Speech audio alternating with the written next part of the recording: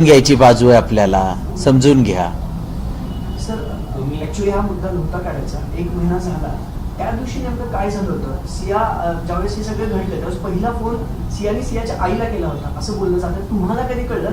तो थोडासा सिक्वेन्स सांगू शकाल का? सर, आम्हाला सियाच्या आईचा फोन माझ्या मिसेसला आला होता की केतन लोगड फोर्डवरनं पडला.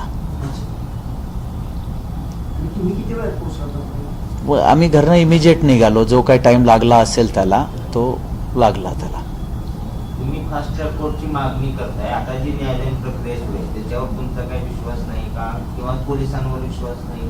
आणि दुसरी गोष्ट असं की सियाचे आई वडील ज्या पद्धतीने मीडियामध्ये बोलतात, एखाद्या चॅनल मार्फत ते सगळं भूमिका मांडली जाते, पेरले जाते, कारण ते वकील पण देतात तिला त्याच वेळी, आणि एकीकडे म्हणतात दोषी असताना तिला असेल तर शिक्षा द्या. म्हणजे ते प्रभाव टाकण्याचा प्रयत्न करतायत त्या सगळ्या खटल्यावर, असं तुम्हाला वाटतंय? सर, न्यायव्यवस्थेवर मला पूर्ण यकीन आहे.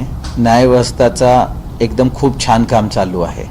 त्याच्यावर मला अविश्वासाचा विषयच नाही आहे. ते खूप व्यवस्थित काम करतायत.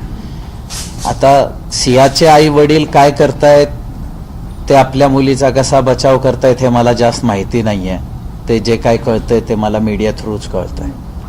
त्याच्यामुळे मी त्यांच्यावरती काही बोलू नाही दबाव शकत. टाकतात का मग या न्यायालयीन प्रक्रियेवर, पोलिसांवरती? या सगळ्या एवढ्या सगळे हे प्रकरण एवढं गाजतंय, त्यामुळे माझ्या मुलीचा सुद्धा विश्वास, म्हणजे दोषी असेल तर शिक्षा करा, असं म्हणून एक प्रकारे दबाव टाकतायत का, असं वाटत नाही का तुम्हाला? नाही सर, माझ्या वाटण्याने उपयोग नाही ना, का की जी न्यायव्यवस्था आहे त्यांच्यासमोर जी सत्य असेल ते सगळ्यांसमोरच येणार आहे, त्यांच्यासमोर पण येणार आहे.